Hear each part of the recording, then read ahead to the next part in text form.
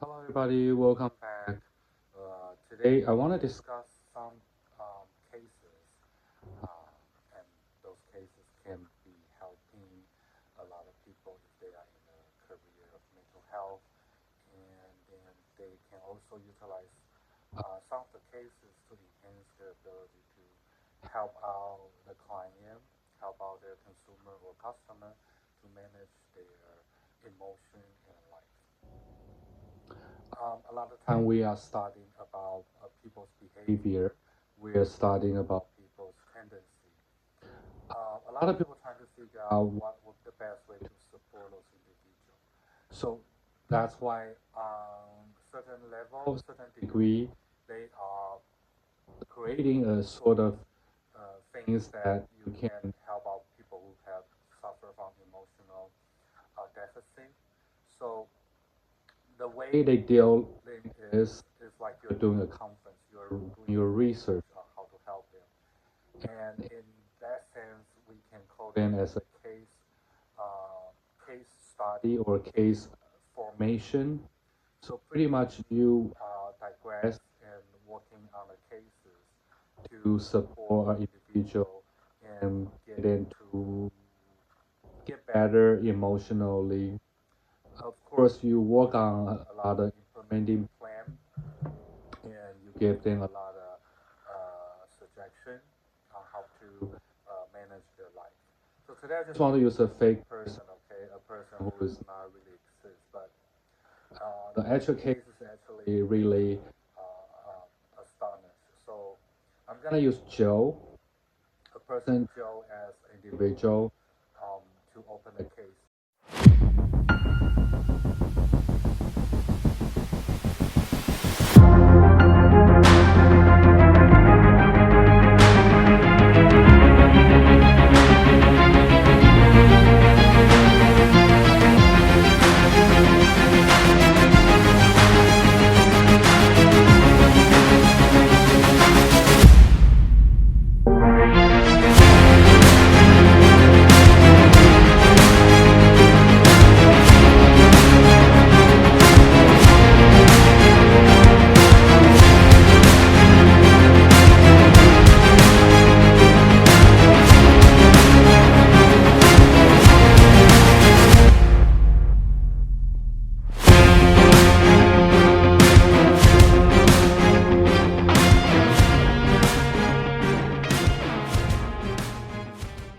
So Joe was about 49 to 52.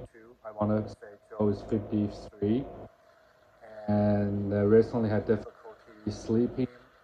Well, he hasn't been able to sleep for a very long time.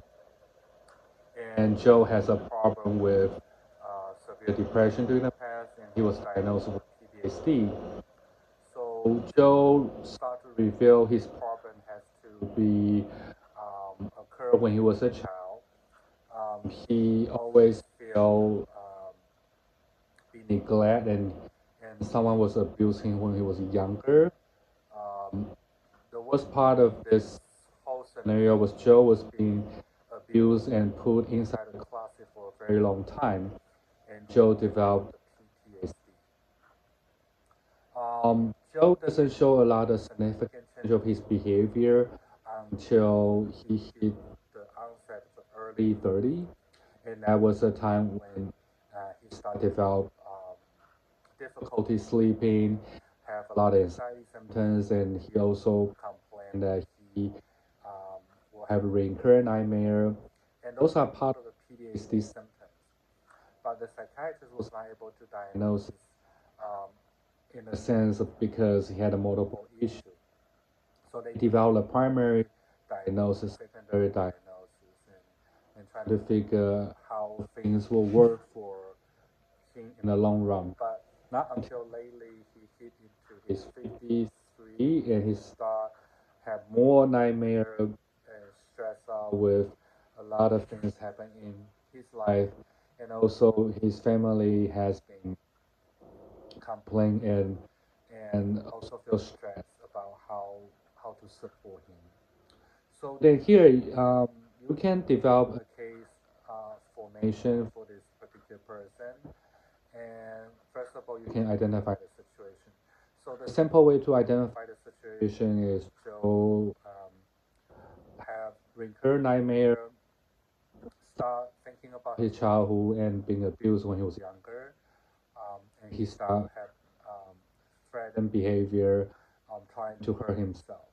So that will be the situation. And if you go for the thought is gonna be um, Joe had a fear and he doesn't know how to resolve the problem.